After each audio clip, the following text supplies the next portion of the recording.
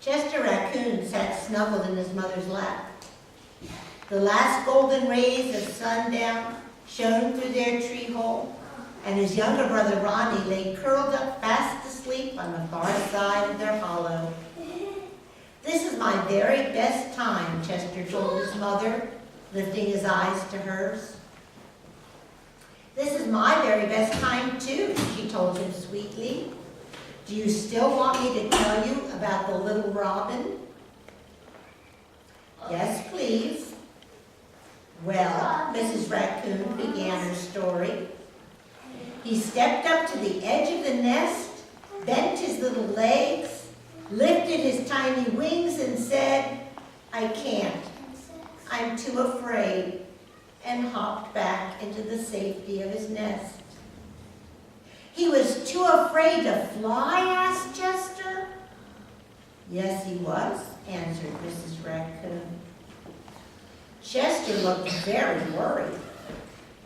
He drooped his head and stuck out his lower lip. Did the little robin think it was okay to be afraid?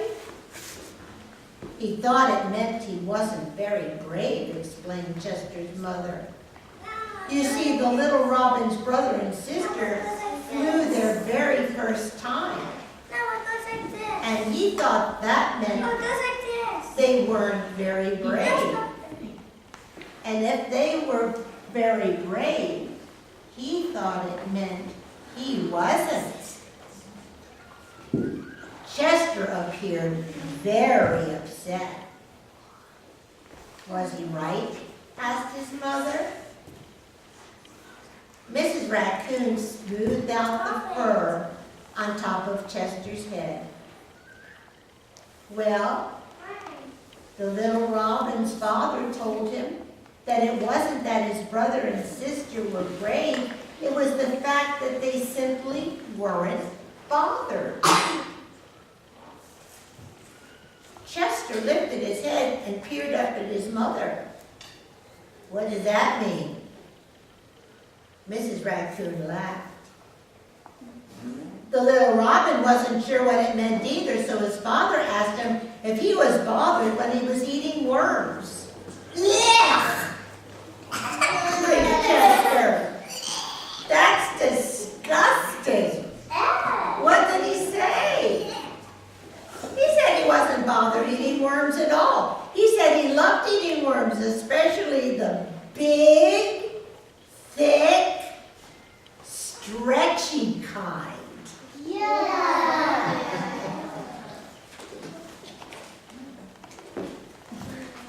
"Oh, blech!" bleated Chester.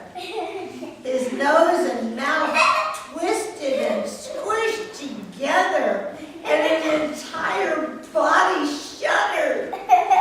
"Eating worms would bother me." Mrs. Raccoon nodded. "It would bother me too," she confessed. Then the little robin's father asked him if he was bothered when he was singing, and the little birdie began tweeting and said he wasn't bothered when he was singing at all.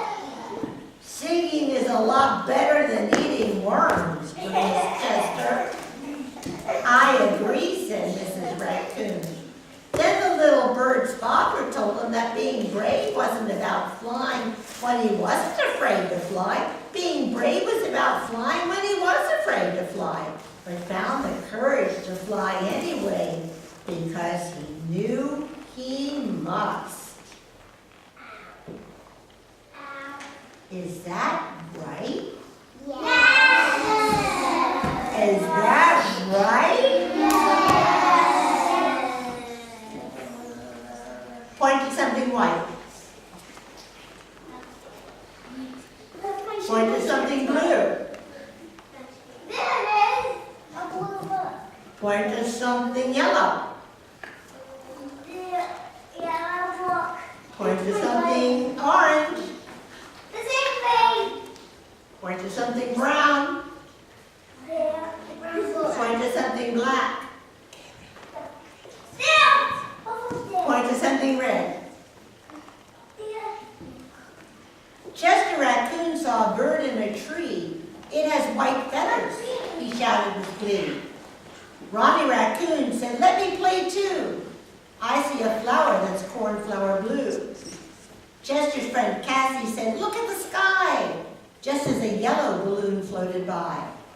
School's out teacher plays the game while she sings. See the orange butterfly open its wings. I see a caterpillar furry and brown, Badger told Chester with his nose to the ground. Chester's black mask was brushed to a shine. His brothers had needles and twigs from a pine. Here's a red apple our teacher will love. A sweet kissing hand went to school with each cub. Chester Raccoon plays this game every day before the night darkens and light fades away. You can play too. You can play day or night. Just find Chester's color, beginning with white. You want to try it again? Yeah. All right, quick. Find white. Find blue. Find yellow.